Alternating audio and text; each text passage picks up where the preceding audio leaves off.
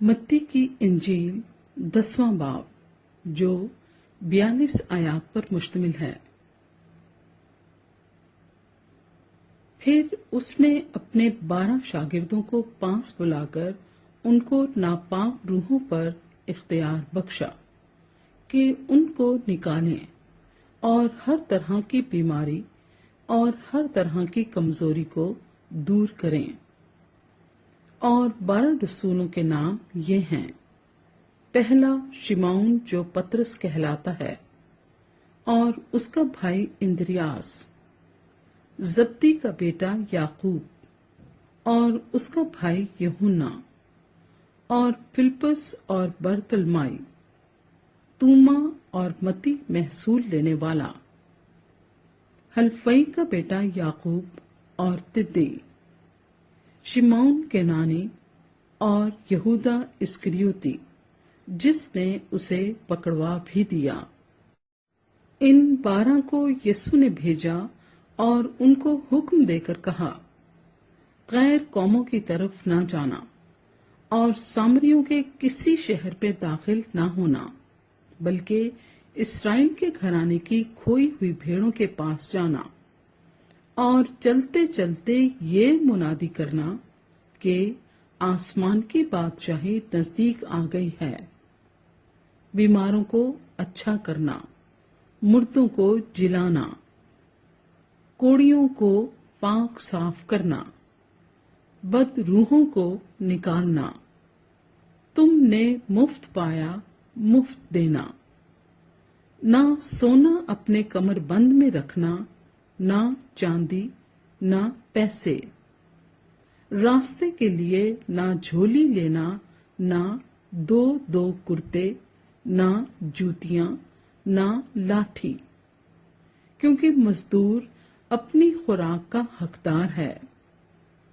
और जिस शहर या गांव में दाखिल हो, दरियाफ्त करना कि उसमें कौन लायक है, और जब तक वहां से रवाना ना हो उसी के यहाँ रहना।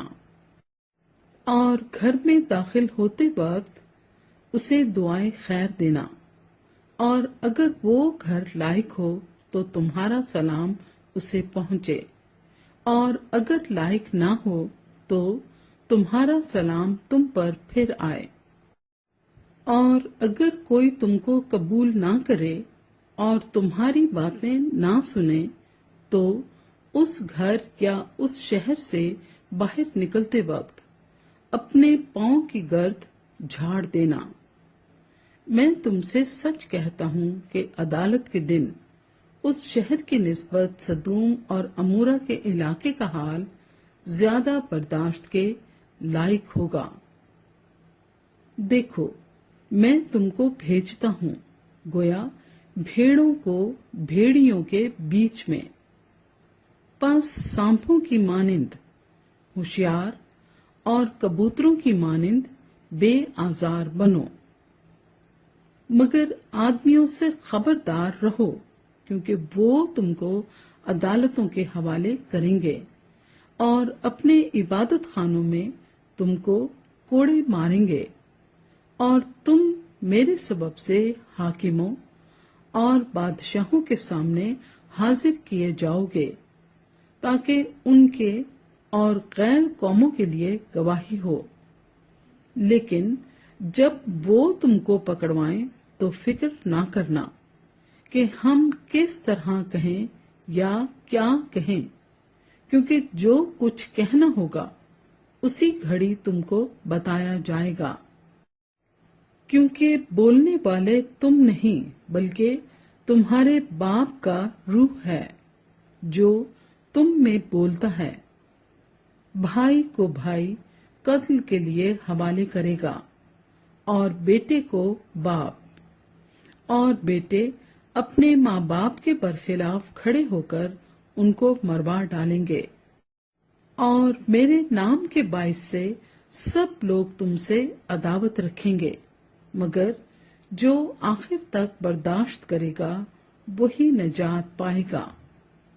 लेकिन जब तुमको एक शहर में सताएं तो दूसरे को भाग जाओ, کیونکہ میں تم سے سچ کہتا ہوں کہ تم اسرائیل کے سب شہروں میں نہ پھر چکو گے کہ ابن آدم آ جائے گا۔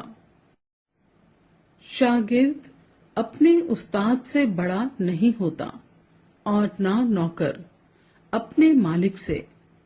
شاگرد کے لیے یہ کافی ہے کہ اپنے استاد کی مانند ہو، اور نوکر کے لیے یہ کہ اپنے مالک کی مانند۔ جب انہوں نے گھر کے مالک کو بال-زبول کہا تو اس کے گھرانے کے لوگوں کو کیوں نہ کہیں گے؟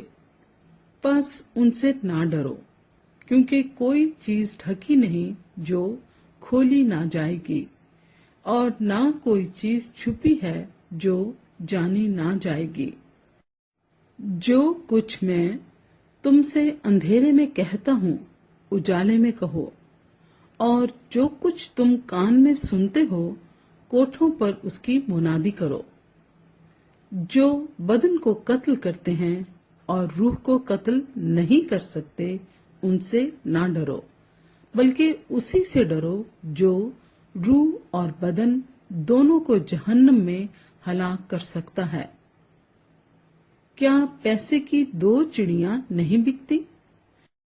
اور ان میں سے ایک بھی تمہارے باپ کی مرضی بغیر زمین پر نہیں گر سکتی، بلکہ تمہارے سر کے بال بھی سب گنے ہوئے ہیں۔ پس ڈرو نہیں، تمہاری قدر تو بہت سی چڑیوں سے زیادہ ہے۔